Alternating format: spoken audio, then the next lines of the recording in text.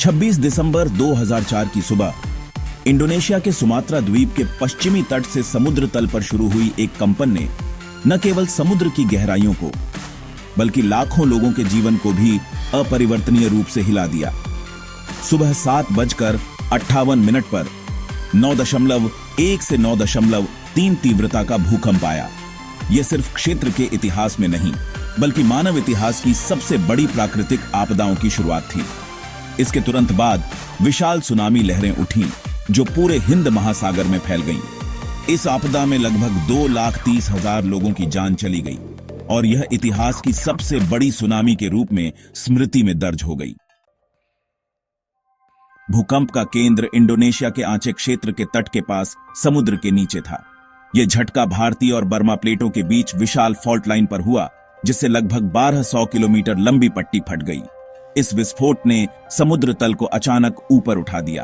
परिणाम स्वरूप विस्थापित पानी के विशाल स्तंभों ने सुनामी लहरें बनाई जो तेजी से पड़ोसी देशों की ओर बढ़ीं। लहरें सबसे पहले सुमात्रा के पश्चिमी तट से टकराईं। वहां रहने वाले अधिकांश लोग जैसे ही पानी तेजी से बढ़ता देखा, भागने की कोशिश करने लगे, लेकिन समय बहुत कम था। फिर 14 देश श्रीलंका, भारत, थाईलैंड और मालदीव समेत सुनामी से प्रभावित हुए। सुनामी इतनी शक्तिशाली थी कि वह अफ्रीका के पूर्वी तट तक पहुंच गई और केन्या और सोमालिया के समुद्र किनारों को 5,000 किलोमीटर दूर तक प्रभावित किया। सबसे अधिक प्रभावित क्षेत्र इंडोनेशिया का आंचे था। एक शहर में तो लगभग सब कुछ नक्शे से मिट गया। 1,67,000 से अधिक लोगों की जान चली गई। सड़कों, घरों, मस्जिदों और स्कूलों का मलबा पानी में मिल गया। श्रीलंका के तट पर पूरे गांव गायब हो गए। विशेष रूप से कोलंबो के पास समुद्र के किनारे चल रही एक ट्रेन को सुनामी ने पटरी से उतार दिया, जिससे लगभग 1700 लोग मारे गए। यह रेलवे इतिहास की सबसे भीषण रेल दुर्घटना बन गई। भारत के तमिलनाडु राज्य में हजारों लोग पानी में बह गए। थाईलैंड में फुकेट और खाओ लक जैसे लोकप्रिय पर्यटन स्थल पर सैकड़ों स्थानीय और पर्यटक मारे गए। मालदीव में देश का 10% हिस्सा अस्थायी रूप से पानी में डूब गया और 26 द्वीपों की सभी बस्तियां खाली कराई गईं। सुनामी ने केवल जीवन ही नहीं छीने बल्कि कई ऐतिहासिक धरोहरों और बुनियादी ढांचे को भी नष्ट कर दिया। श्रीलंका के ऐतिहासिक हिंदू मंदिर जलमग्न हो गए।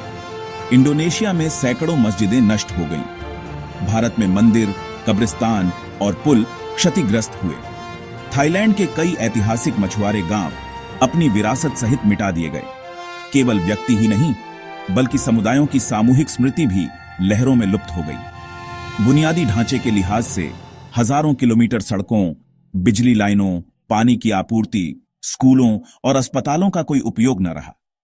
मालदीव में मुख्य हवाई अड्डे के रनवे पूरी तरह जलमग्न हो गए। इस सुनामी के कारण लगभग 2,30,000 लोगों की मौत हुई। 45,000 से अधिक लोग लापता हुए। 17 लाख से अधिक लोग बेघर हो गए। हजारों बच्चे अनाथ हो गए। नुकसान सिर्फ जीवन तक सीमित नहीं था, लाखों लोग मानसिक आघात से पीड़ित हुए। तटीय क्षेत्रों में समुदायों ने अपनी जीविका खो दी। आर्थिक दृष्टि से आपदा से हुई भौतिक क्षति 13 अरब डॉलर से अधिक थी। इंडोनेशिया की आर्थिक हानि लगभग 4.5 अरब डॉलर थी। पर्यटन, कृषि और मत्स्य उद्योग को भारी नुकसान पहुंचा। कुछ अर्थव्यवस्थाएं वर्षों तक नहीं उबर पाईं।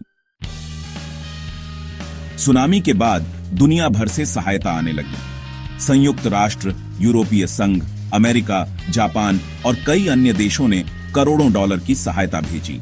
एनजीओ, स्वयंसेवक और मीडिया ने इस प्रक्रिया में महत्वपूर्ण भूमिका निभाई। हालांकि सहायता पहुंचाना आसान नहीं था। रनवे और सड़कें गायब हो गई थीं। कई मामलों में सहायता दल केवल समुद्र के रास्ते ही पहुंच सके। कई क्षेत्रों में लोगों को दिनों तक स्वच्छ पानी या भोजन नहीं मिल पाया। इस आपदा ने वैश्विक सुनामी तैयारी की नींव रखी। 2005 में हिंद महासागर tsunami early warning and mitigation system स्थापित किया गया।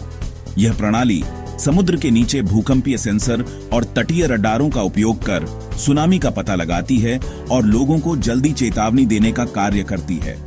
अनेक देशों में सुनामी अभ्यास, शिक्षा कार्यक्रम और सुरक्षित निकासी योजनाएं लागू की गईं। थाईलैंड में तटों पर सुनामी चेतावनी टॉवर बनाए गए।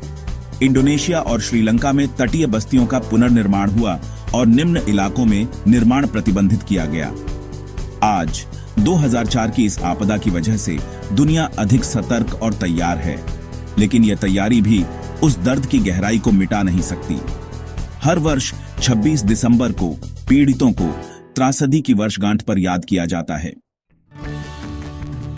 2004 की हिंद महासागर सुनामी इतिहास की सबसे घातक और विनाशकारी सुनामी है। इस घटना ने न केवल प्रकृति की शक्ति बल्कि मानवता की एकजुटता की क्षमता को भी प्रदर्शित किया।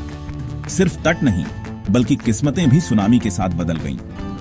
आज लागू किए गए उपायों की वजह से यदि कभी फिर ऐसी आपदा हो तो मानवता ज्यादा तैयार है, लेकिन उस दिन के निशान उतनी ही गहराई से यादों में दर्ज हैं जितना कि पानी पीछे हट गया। इस मार्मिक आपदा और मानव एकजुटता की कहानी को न चूकें। हमारे वीडियो को लाइक करें, चैनल को सब्सक्राइब करें और कमेंट्स में अपने विचार साझा करें।